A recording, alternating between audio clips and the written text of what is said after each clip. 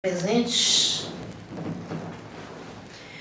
Muito bem, Ney, eu sou a Kátia Aragão, sou psicanalista há 30 anos e eu vou tentar responder as suas perguntas, né? Em primeiro lugar, o conceito de limite, né? E qual a função desse limite.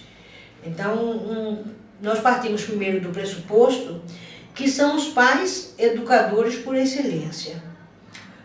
Mas quando eu falo de educadores por excelência, eu falo de educadores competentes para tanto, né? Que também tiveram uma educação decente, com equilíbrio, né? Com pais equilibrados. Então, o limite seria mesmo uma forma, de fato, de limitar, em primeiro lugar, no primeiro momento, espaços, né? E o objetivo disso seria a segurança física da criança, né? Então seriam aqueles limites dados quanto ao espaço físico mesmo, da criança não colocar o dedo em tomada, um prego, etc., porque vimos aí milhares de casos onde houveram mortes de crianças por introduzir coisas em tomadas, por queda de escada, né? Está visto aí pelas pesquisas e por grande parte dos pediatras, que os maiores acidentes, né, que causam maiores traumas, maiores sequelas, são aqueles acidentes dentro da própria casa. Então é preciso que haja um adulto que limite esse espaço, né? Então seria bem nesse sentido. O segundo ponto, e mais importante, ou tão importante quanto, porque diz a ciência que o ser mais indefeso que existe ao nascer é o ser humano, né? Os outros seres já nascem se defendendo, a cobra já sai entrando nos lugares, o sapinho sai pulando, mas o ser humano não. Ele é tão indefeso que ele seria capaz de morrer de inanição se não tivesse quem o alimentasse. No entanto, a partir do momento que nós atingimos uma coisa chamada pensamento, né, um pouco mais de maturidade, uma fase mais adulta, nós somos o mais forte dos seres, porque somos capazes de vencer, criando estratégias, obviamente, até os maiores seres, né? Vencemos os dinossauros. Então, nós somos indefesos e essa incapacidade inerente à criança, né, dá aos pais, em princípio, por competência, a condição de limitar o espaço para salvaguardá-lo, para protegê-lo. O segundo ponto é o ponto emocional, né? Que pais que se espancam, pais que só gritam, levarão filhos a serem também possíveis agressores mais tarde, pessoas que gritam sem equilíbrio, a reproduzir o desequilíbrio e a agressividade dos pais. A segunda coisa que você coloca, Ney, é quem dá limite. Como eu já disse, mas não temo o fato de ser redundante nesse momento, a redundância é fundamental. Em primeiro lugar, os limites seriam dados aos pais ou ao adulto que cuida das crianças, não é? Aquele que ocupou o lugar dos pais.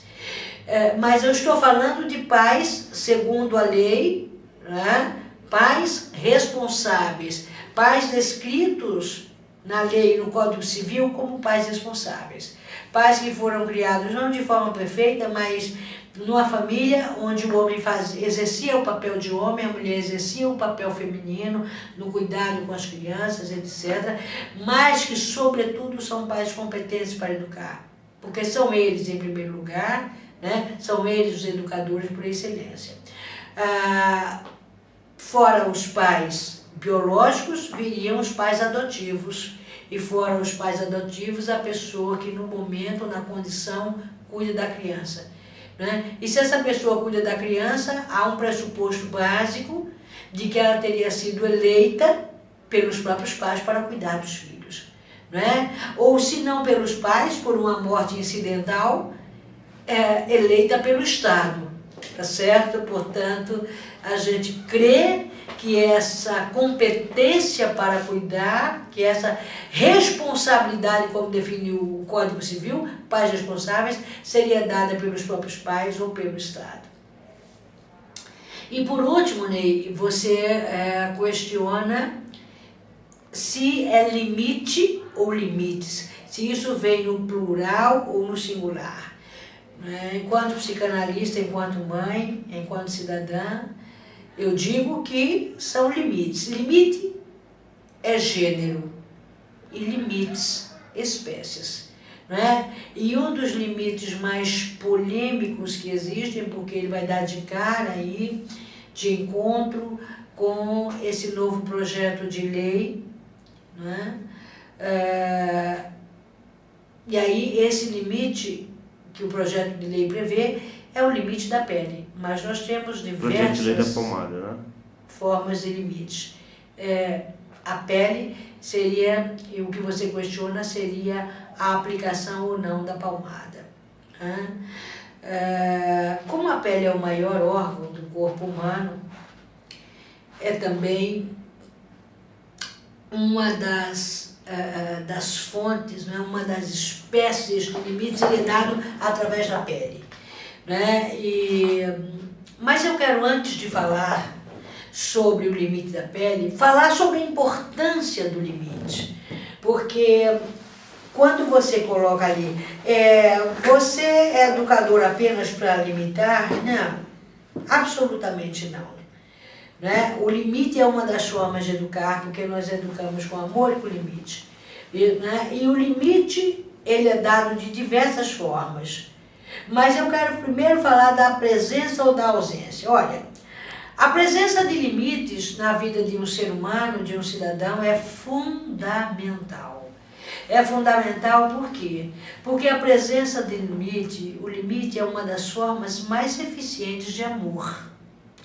Porque a criança entende o seguinte: eu sou importante de fato para os meus pais, tanto que eles me percebem e que me limitam naquilo que me faz mal, naquilo que põe em risco a minha vida, a minha integridade física, a minha integridade emocional.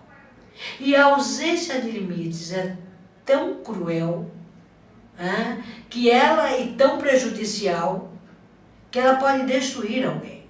Eu recebo no meu consultório, nesses 30 anos, pessoas que foram alimitadas, que não sofreram nenhuma forma de limite, e a ausência de limites é tão terrível, é tão devastadora na vida de alguém, porque é como se a criança entendesse o seguinte: eu sou tão pouco importante para os meus pais, que eu posso virar o mundo de ponta cabeça e eles não me percebem. E, de fato, a criança vira o mundo de ponta cabeça. Só que o mundo não é obrigado a adorar alguém que não respeita nenhum limite. Os limites são dados a partir da escola. A criança tem horário para entrar, a criança tem horário para intervalo, a criança tem horário para sair.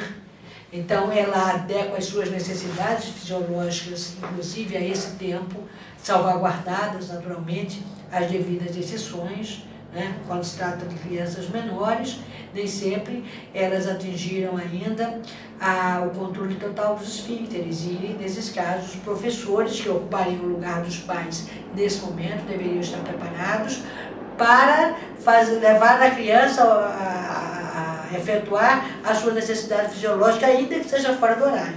Mas, de todo modo, ela tem um horário que a guia, né, para esses limites, né, de tempo e de espaço. Naquele tempo, especialmente, ela deve estar dentro do espaço sala de aula. E isso não é prejudicial à criança, ao contrário, isso é educador, né? Isso é acolhedor, e isso é uma forma de se aplicar cidadania à criança, sobretudo. Né?